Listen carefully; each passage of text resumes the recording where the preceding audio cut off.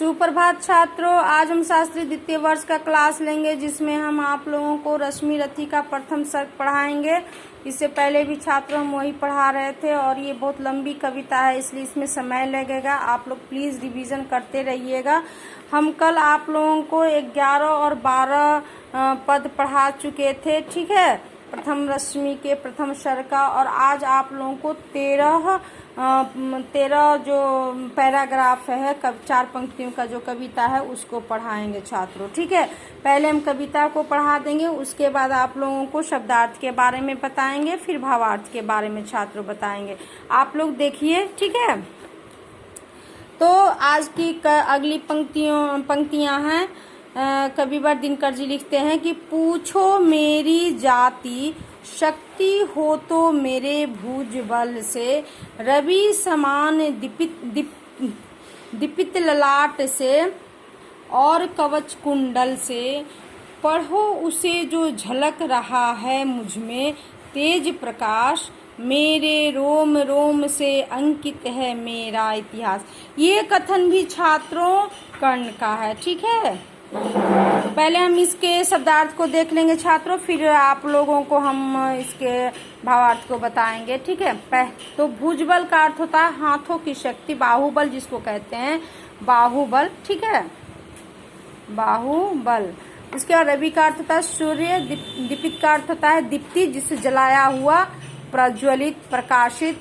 उसका ललाट का अर्थ होता है माथा, पेशानी, उर्दू में भी ललाट को हम लोग पेशानी कहते हैं छात्रों, ठीक है, उर्दू में। भाल, भाग्य, तकदीर, इसे कहते हैं ना भाग्य रेखा, तो उससे भाग्य रेखा से भाग्य तकदीर बन जाता है छात्रों। कवच कुंडल जो कि कर्ण को जन्म के साथ ही प्राप्त हुआ था, जिसे कोई भी बाण और हथियार उसे भेद नहीं सकता है। कवच कुंडल मतलब सुरक्षा, शरीर को सुरक्षा करने वाला एक अस्त्र कहिए, शस्त्र कहिए, ठीक है छात्रों। तो ये सारे शब्दार्थ हैं। अब हम इसके भावार्थ को देखेंगे छात्रों। तो ये कथन भी किनका है? कर्ण का है। कर्ण आगे की पंक्तियों में कहते हैं, कवि कर्ण से कहलवाते हैं कि कर्ण पुनः उन क्षत्रियों को कहते हैं कि यदि तुम्हारे पास शक्ति, पूछो मेरी जाति शक्ति हो तो मेरे भुजबल से। उन लोगों को ललकारते हुए कर्ण कहते हैं कि हे क्षत्रिय, यदि तुम्हारे पास शक्ति है तो मेरे इस बाहुबल से जाति पूछो। अर्थात कवि कर्ण ये कहना चाहते हैं कि अर्जुन को ललकारते हैं कि तुम मुझसे द्वंद्व युद्ध करो, उस आधार पर पता चल जाएगा कि कौन किस जाति का है, ठीक है। उसके बाद कर्ण कहते हैं कि तुम लोग रवि समान दीपित ललाट से और कवच कुंडल से। कर्ण पुनः फिर कहते हैं कि तुम लोग मेरी जाति अगर पूछना चाहते हो तो किससे पूछोगे? तो रवि के समान प्रकाशित करने वाले मेरे इस ललाट से पूछो, और जन्म से धारण किए हुए मेरे इस कवच कुंडल से पूछो कि मैं किस जाति का हूँ। यानी यहाँ कर्ण ये बताना चाहते हैं, कर्ण ये अपने आप के, अपने अंदर की शक्ति को छात्रों और बाहर की शक्ति को वो सबके सामने लाना चाहते हैं। इसलिए उन लोगों को, उन क्षत्रियों को, उन भरतवंशियों को ललकारते हैं और कहते हैं कि तुम लोगों को अगर ये बात है कि हमेशा जाति ही पूछनी, जाति के आधार पर ही सबको अगर तौलते हो तो पहले मेरे इन बातों का जवाब दो, तब तुम्हें समझ में आएगा कि मेरी जाति क्या है, ठीक है। आगे की पंक्तियों में देखिए छात्रों कर्ण क्या कहते हैं, पढ़ो उसे जो झलक रहा है मुझ में तेज प्रकाश। यहाँ पर फिर उन ज्ञानियों को ललकारते हुए, उन गुरुओं को ललकारते हुए कहते हैं कि यदि आपके अंदर ज्ञान की क्षमता है, आपके अंदर सोचने और समझने की क्षमता है, तो आप मेरे इस माथे पर जो तेज प्रकाश चमक रहा है उसे पढ़कर बताइए कि मैं किस जाति का हूँ, तब पता चल जाएगा। इसलिए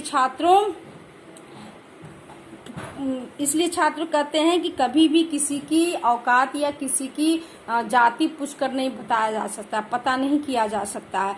हम उसके आंतरिक गुणों को, बाहरी गुणों को देखकर ही हम उसके जाति के बारे में बता सकते हैं। क्योंकि कभी कभी ऐसा भी होता है कि एकलव्य के बारे में आप जानते ही हैं कि वो नीची छोटी जाति का था, फिर भी उसके अंदर एक क्षत्रिय वाला गुण था। तो जाति के आधार पर हम किसी का निर्धारण नहीं कर सकते हैं। तो वही कर्ण कहते हैं कि अगर तुम लोगों को मेरे बारे में, मेरी जाति के बारे में जानकारी प्राप्त करना है तो मेरे इस तेज प्रकाश, जो मेरे माथे पर तेज प्रकाश चमक रहा है, उससे पूछो। पुनः कहते हैं कि मेरे रोम रोम से अंकित है मेरा इतिहास।